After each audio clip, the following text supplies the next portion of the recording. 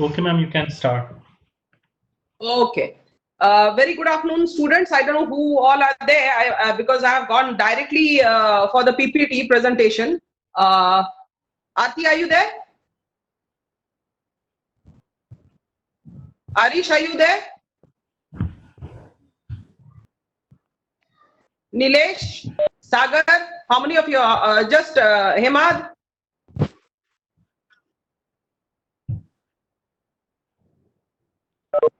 I can't see any, I can't hear any one of them.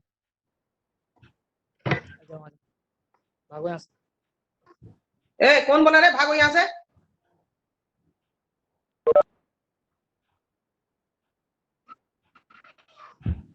Shukla ji I'll start. Yes, ma'am. Yes, ma'am. Sure. Okay. Okay, so today we've got principles of management, and this is unity of command in management. Now, before I go directly to what unity of command in management means, let me first tell you that this is one of the principles of Fayol. Henry Fayol's one of the principles out of 14 principles. Now, as far as Fayol's theory of command is concerned, it is one of the 14 principles, as I've told you earlier, and it is for a better disciplined and improved management by Fayol. That's what he said. After all, it is mainly due to the fact that an employee, each of the employee is directly or indirectly related to his senior boss. But the boss should be only one.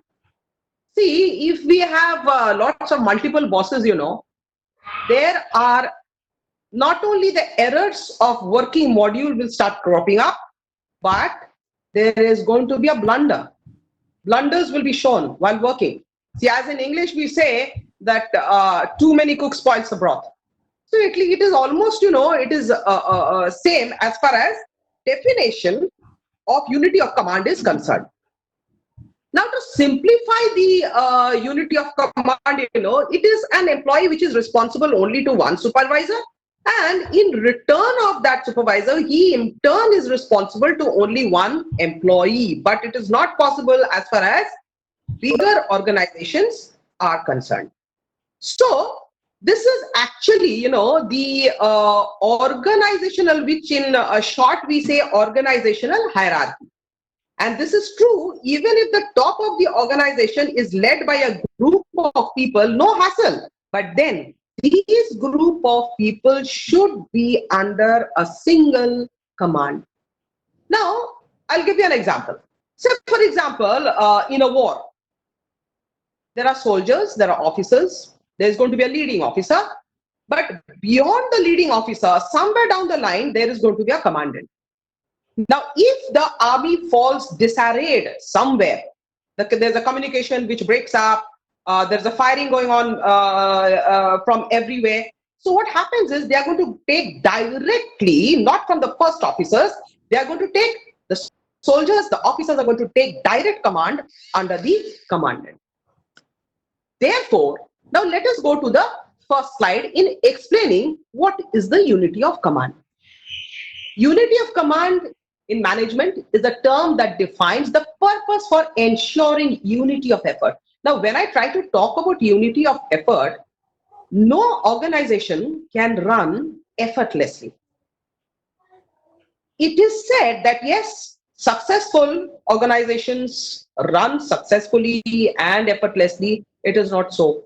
There are going to be frictions, there are going to be conflicts, there are going to be disasters, but finally leading into one comprehensive act of the commandant of the organization.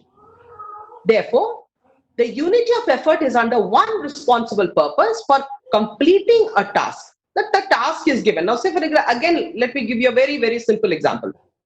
Now, there's a project, and in that leading project, the commanding personality has 4 members working under the team.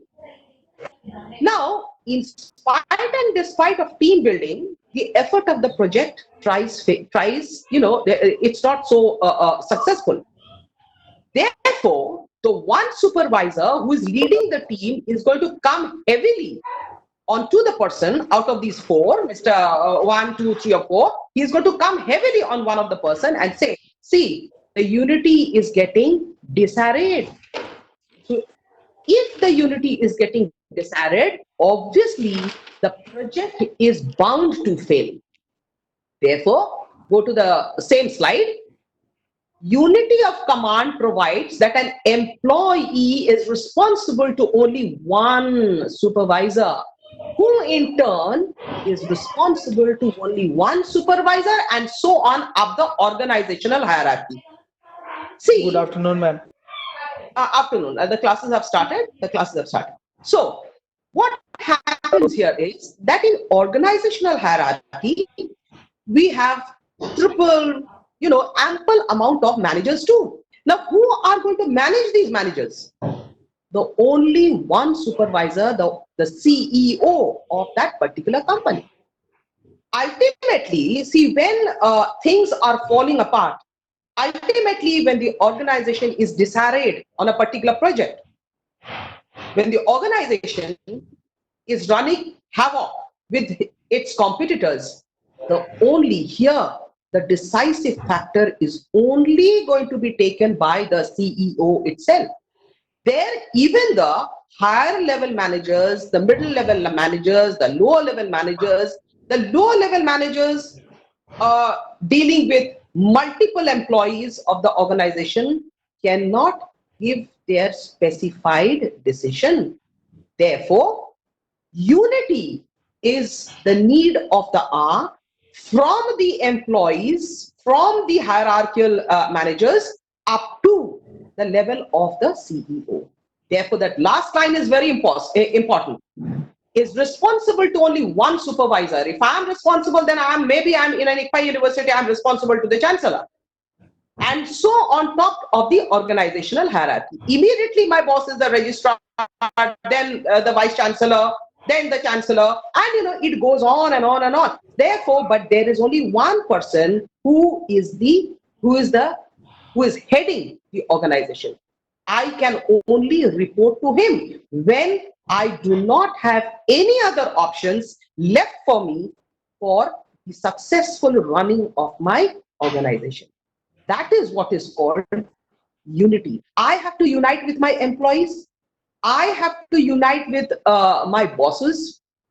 I have to unite together and give the final decision to the CEO, who is waiting for the final decision, will come to a compromise and give the decisions as has been taken by the hierarchy. That is what is called unity of command. Commandant is only one, because once the commandant presses the red button, it will again come down. It will not ascend. It will start descending even to the menial wage worker also of that organization. Come to the next slide. Is it visible? Hello, is it visible? Yes, ma'am. Okay. Yes, ma'am. What is the importance of? Okay, so what is the importance of unity then? Why should unity in command be so very important when I know the rules, the regulations, I know each and everything of the organizational hierarchy. I know each and everything that goes on completely, not in duplicacy, but in unity. Then what is the importance? Look at the first one. Prevents duplication and conflict when orders are passed down. Now, say for example, I'll give you a very small example. Now, two to three employees are fighting. There's an infighting which is taking place. The bosses, the immediate managers, they will try to calm them. That is their first job. They will try to compromise. They'll have to compromise within these parties. Still, it doesn't work. Therefore, when the hierarchy has got no other option left to diffuse the situation of conflict, what are they going to do? They are going to show them the rules and parameters of the organization before the appointment letter was handed over to them. that either you take this or you leave it.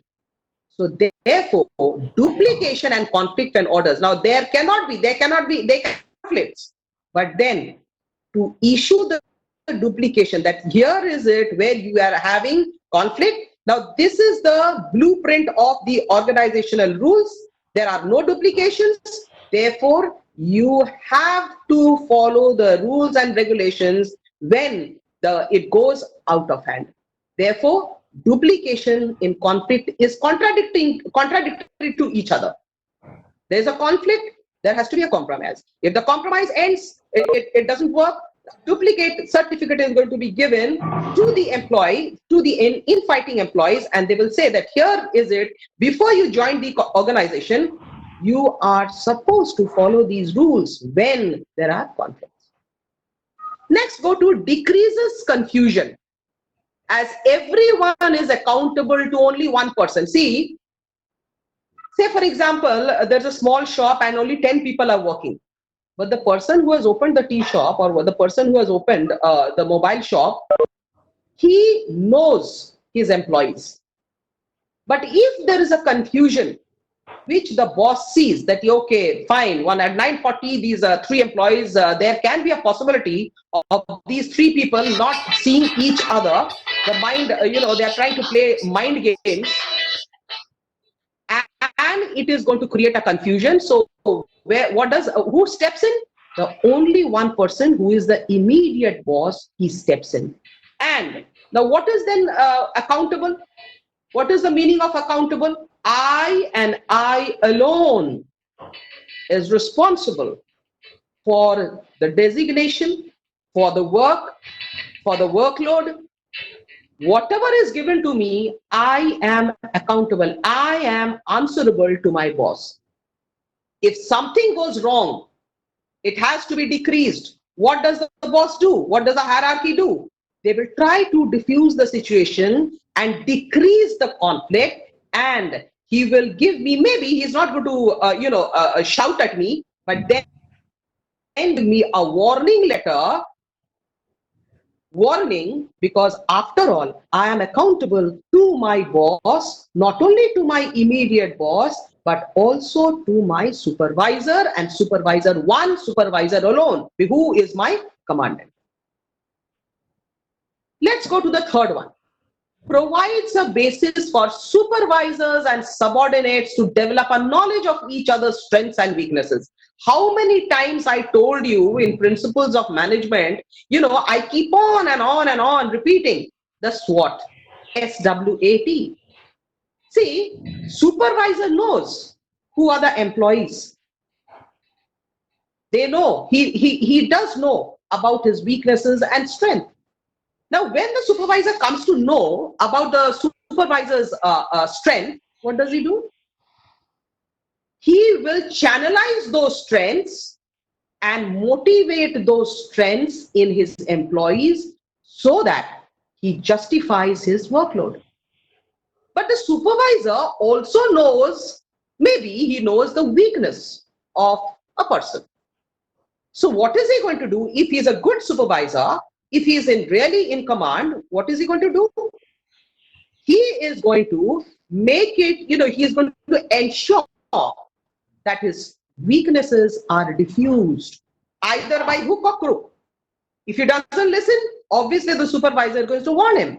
And he's going to warn him enough that here your weaknesses are reflective of your character, of the modus operandi, which is working where you're working in the organization.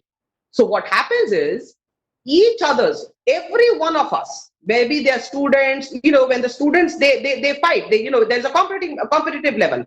Okay, student 1 is better than student 2, student 2 is better than 3, student 3 is better than student 4. See, each and every, these 4 students who are having competitions amongst themselves, they know each and every one very well. They know this is my strength, and my competitor, student number 2, has a strength in this particular area, where in this particular area I am weak. So in this case, I need to nurture this weakness and I have to make myself accountable to my weakness. This is exactly what the supervisor does. You know, he tries to make his subordinates understand, give him a knowledge that here are your strengths. You have to channelize your strengths, and here are your weakness, where you have to go beyond these weaknesses and transform those weaknesses into strengths. Therefore, that is the third point. Go to the next point. Provides an opportunity for supervisors and employees to develop supportive relationship. Now, what is this supportive relationship? See, I think here I would like to give you a very small example. Narayan Murthy of Infosys, perhaps now, of course, he has resigned anyway. But here, he was probably one of the best employer of TCS. And there are enough multiple reasons why he was one of the best employer. You know why? Because he wanted to have supportive relationship even with the menial worker, even a cleaner was accessible to him in person. Anybody having any, and every month to support the relationship of his employees, every month, every Saturday, he used to sit with each one of them, taking 10 hours, 12 hours, 18 hours, just to talk to them and just to know their weaknesses, their grievances. And therefore, what happened was the retention power was very much high. Nobody wanted to leave Infosys, because leaving Infosys means relationship would break. And even if the employees wanted to leave for higher salary, there was a concept of an exit interview in person with Mr. Narayan. Why are you leaving my company? Did I make a mistake? Was I at fault? Therefore, this kind of supportive relationship was developed by Mr. Narayan. So this is what is called supporting each other. One employee is failing. That does not mean I throw him out. We must give him enough space. We must give him a platform to see that his weaknesses converts to strength. Now that the supervisor can do if he wants a good relationship amongst his employees. Last part, it promotes higher morale. What is morale now? It's not moral. There's a difference between morale and moral. Morale means the spirit. If my spirit is high, I can go on and on with the organization. I can lean on to my organization, and the organization also can lean on to me, because there is a semblance of spirit which is high. Even if my supervisor requests me, okay, I think you are at home, you are having dinner, can you give me just 10 minutes of your time after your dinner? That is not only supportive relationship. Maybe there are employees who are going to stop their having dinner, and immediately they are going to say that, yes, sir, I will do it now. Therefore, this is the spirit which has been channelized into morale. My spirit is so high that I can go to any extent to see that my supervisor, that my commandant is happy, because he is also moving along with me. Therefore, it is promoting higher spirit, not morals, to do right or wrong, not that. Morale is the boosting up of the spirit into such a high level that I can go to any extent to see that my boss is never hankered. Can you see this right and wrong approach, students? Hello? Yes, Is it yes, ma'am. visible? Okay. Now Yes, look at ma'am. the first. Okay. Now look at the first approach. Look at the first diagram. It's so easy. There is one, and three employees are working under the supervisor. There is no hassle. Everybody, both are getting each other, Both are getting each other's help. Both are three people are getting support from the boss. The boss is also getting in support of all these three employees. They're happy. Look at the second one. What is wrong? Anyone? Any student? Can you tell me what is wrong? What is wrong here? Each and every employee is connected with other employees. Okay, it's right, but see, there are two bosses. Look at the two heads. Look at the two heads. Yes. Yes, ma'am. Can you see the two heads, two supervisors? Now you see on the left hand side there is one green. That means he is directly related to each other. Now what that first green does is he is little flip floppy. He's getting little flip floppy. Arey ye boss mera theek nahi hai. I think I can let me go to another boss. Look at the arrow. The first green goes up to the second boss. Can you see it?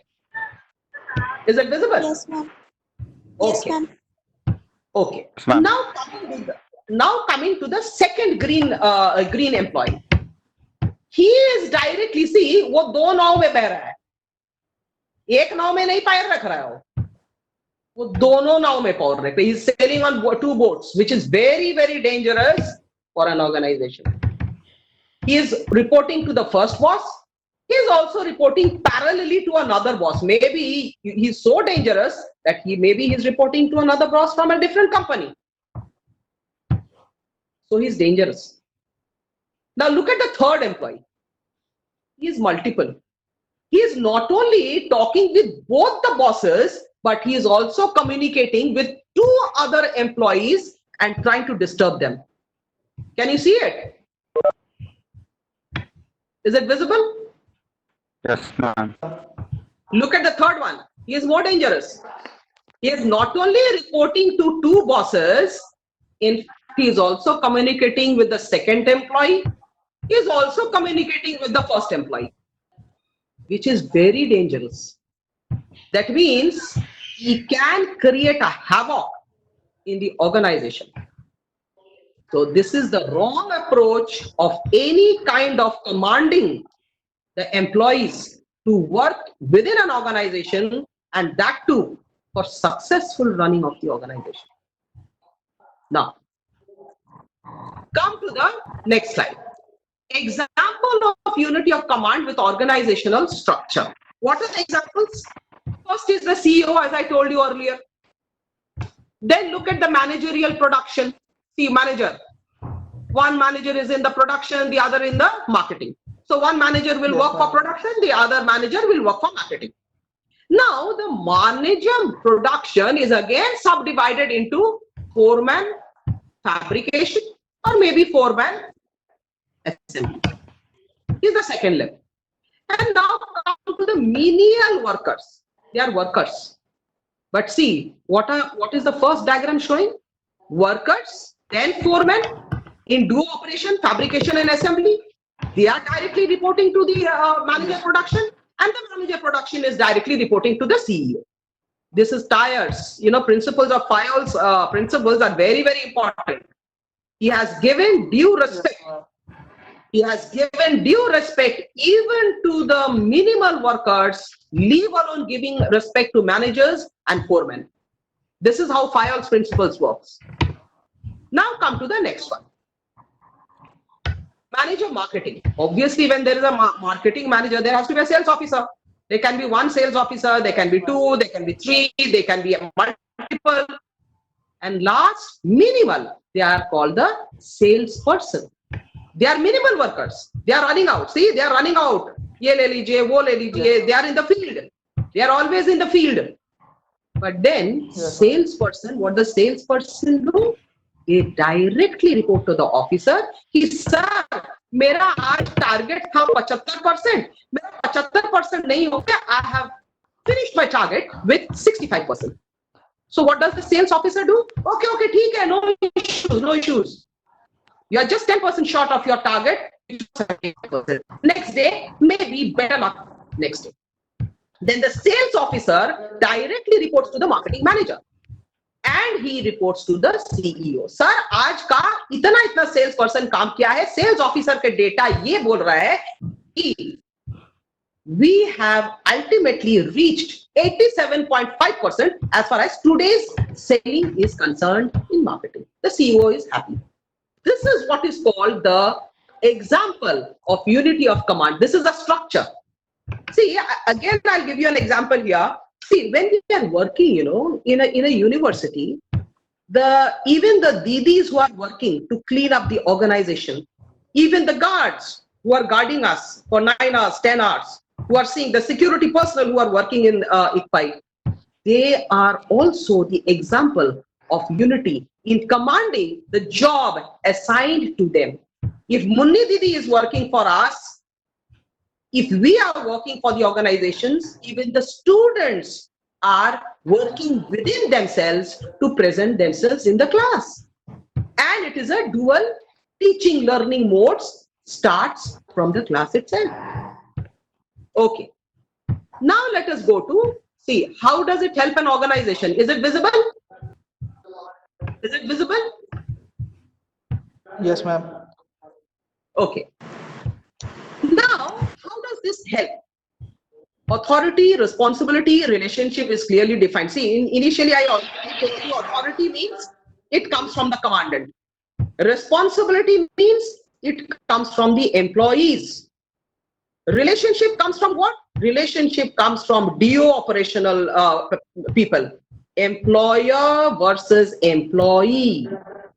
It is a supportive relationship. Neither then the employer can say, oh, I can survive in my organization with my employees. And neither the employees can say, oh, I can do anything I feel like without my employer. It is always a supportive relationship.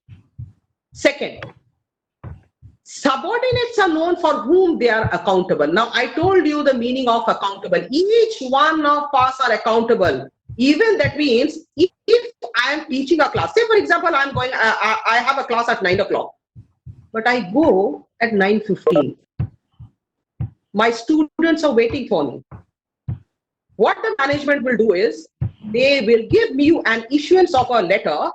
Either it is in the form of notice or a memorandum. Dr. Ganguly, why didn't you go at 9? Why did your class was at 9 o'clock? Why did you go at 9:15?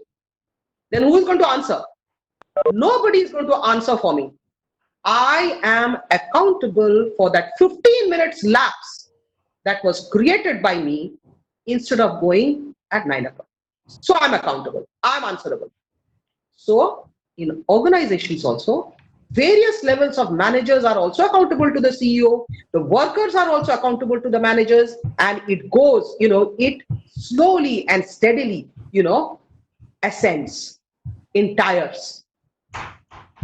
Last one I did not explain. Discipline and order is maintained. It is not only in the organizations.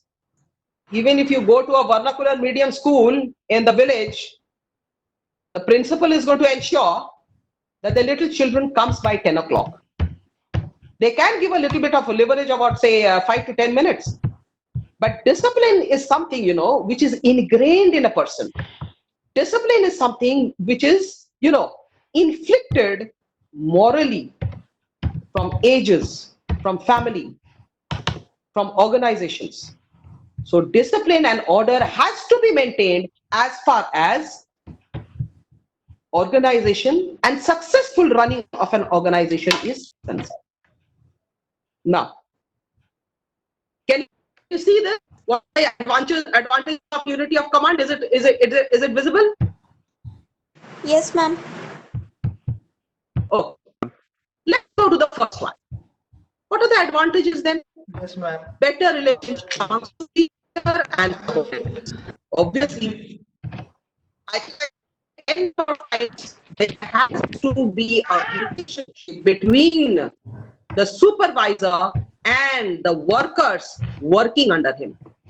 If the manager is responsible to his middle level manager and the middle level manager is responsible for the lower level manager, if the lower level manager is responsible for the workers, this commands all goes and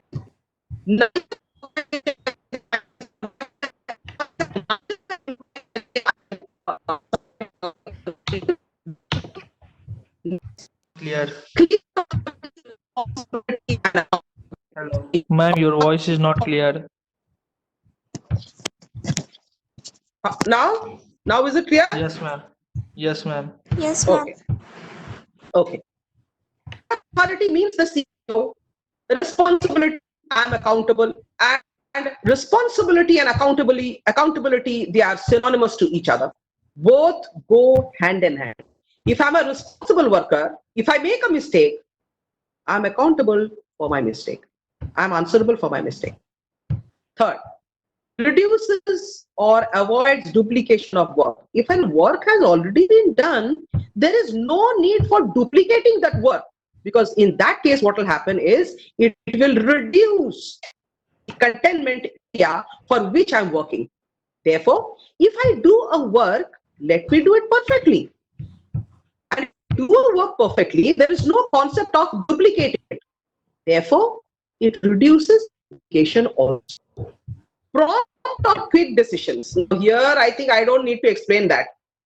Prompt means what? Immediately. It's like अच्छा example हम दे सकते हैं. A stitch in time saves 9. थोड़ा सा फटा है तो क्या करे? उसको और फटने दे. No, it is my decision to stitch it before it stretches out itself for a flutter. Good, effective, efficient discipline. Same thing. It's a repetition of discipline. If discipline, I cannot be, see, if I'm a disciplined person, I cannot be a bad disciplined person. Every time it has to be good. Because discipline is something which goes hand in hand with the goodness of a person. And I have to be effective. And if I'm disciplined, it is but obvious that I'm going to be effective.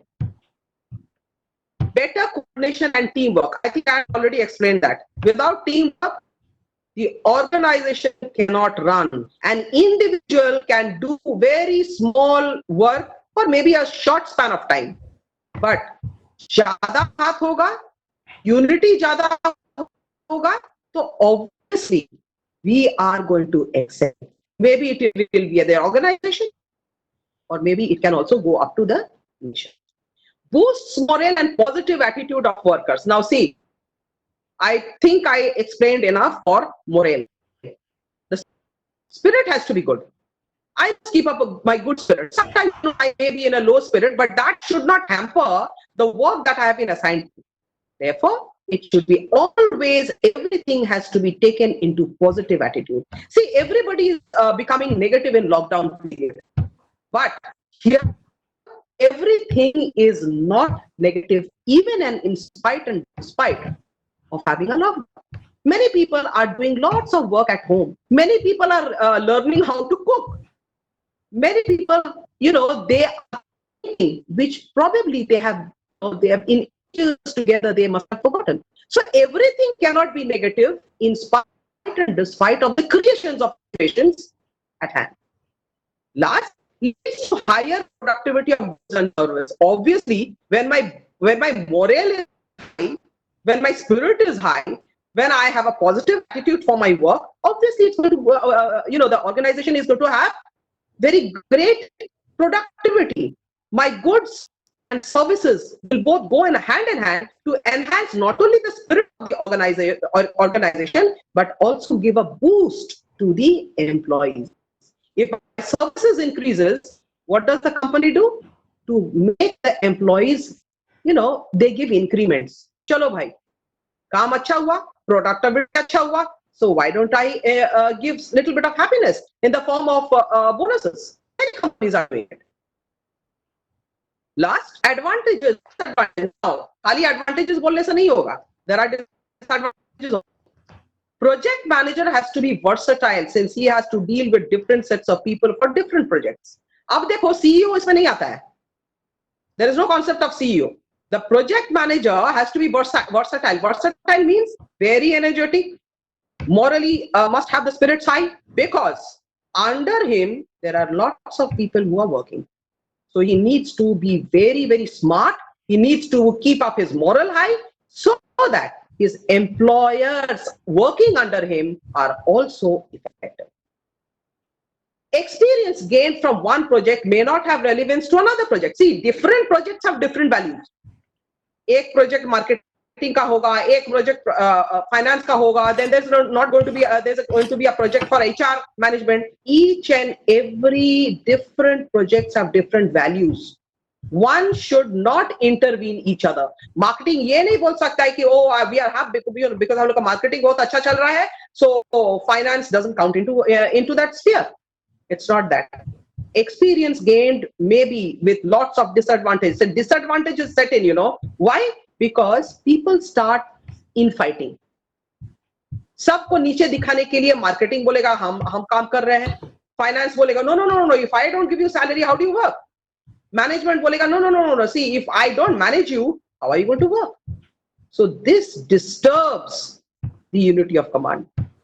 If a project is of short duration, it is difficult to hire. Obviously, project छोटा project होगा तो it is only for a short duration. But that goes into the disadvantage. Why? हो सकता है in between the working of the project crashes because there will be multiple employers will start working within. नहीं ये project ठीक है, चलो we have to finish this project within a span of 10 days. 10 days में अगर बड़ा project लिया जाता है तो unity command, many people are going to come in.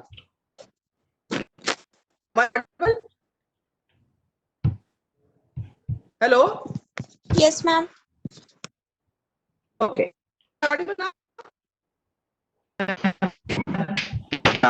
Okay. Clear.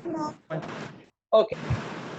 And the last one, there may be personality conflicts. See, conflicting opinions from specialists will cause delay in decision. क्या बोले थे हम पहला में? Too many cook will spoil the broth. ज्यादा एक खिचड़ी बना रहा है, the concept of khichdi.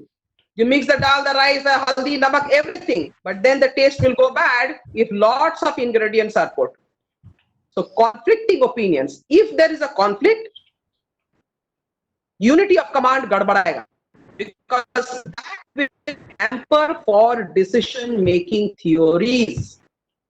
And last, there may be personality conflicts among specialists. Yes, this is very common. This is very, very common, and it is a serious disadvantage of the unity.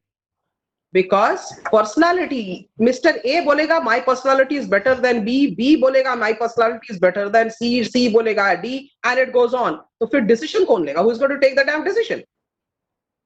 Then here the CEO has to step in.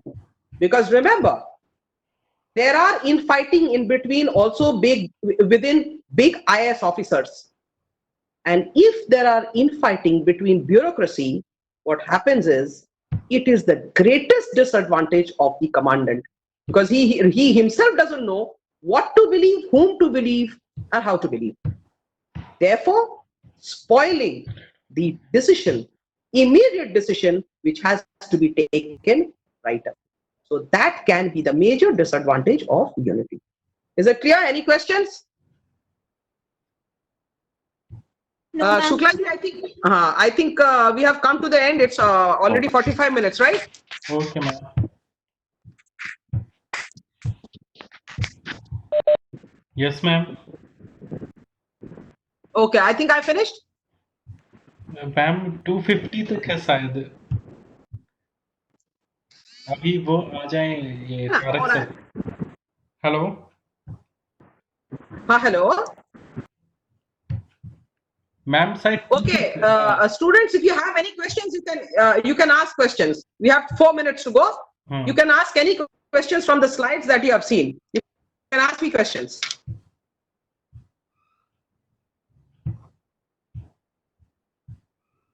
चलो questions पूछो.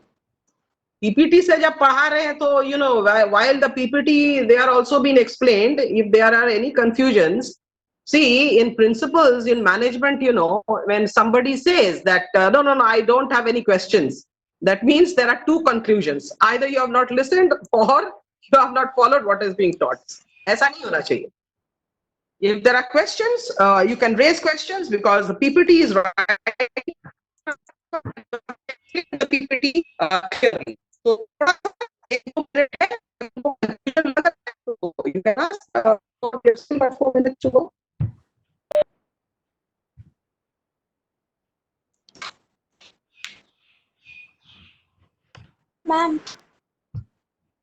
हाँ बोलो बोलो. Ma'am वो wrong way जो आप बताए थे कनेक्शन का between the manager and the employees, तो उसमें मैम वहाँ पे 3 एम्प्लॉइज थे एंड 2 मैनेजर्स थे. तो मैम एक्चुअली वो क्लियर नहीं हो पाया कि मतलब जो थर्ड एम्प्लॉय था वो बाकी 2 से भी कनेक्टेड था and the second one was connected with the 2 other managers. One minute. 1 minute.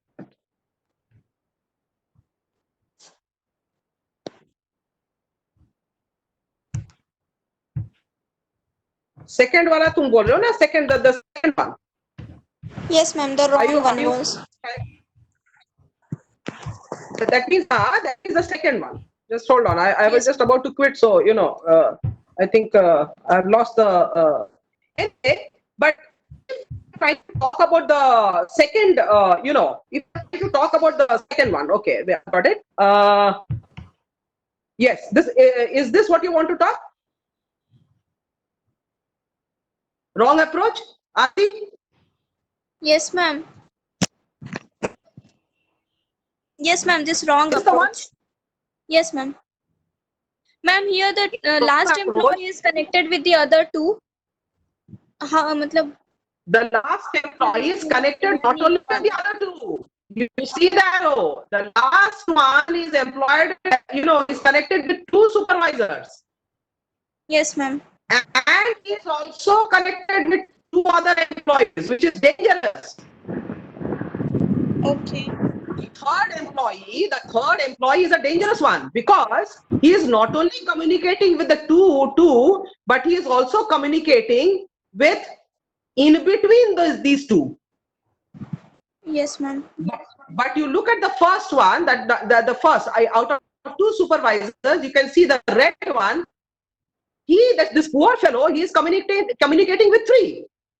But Yes ma'am. all the 2 employees, particularly the third one, is very, very dangerous. See, the third one is communicating with the first supervisor. Then again, he is communicating with the second employee. Then the second employee is connecting with the second supervisor. And then the second supervisor is again coming down to the third employee. That means what? The third employee must be passing some secret information which is not desirable for any organization. Is it clear? Yes ma'am. Okay. Any other questions?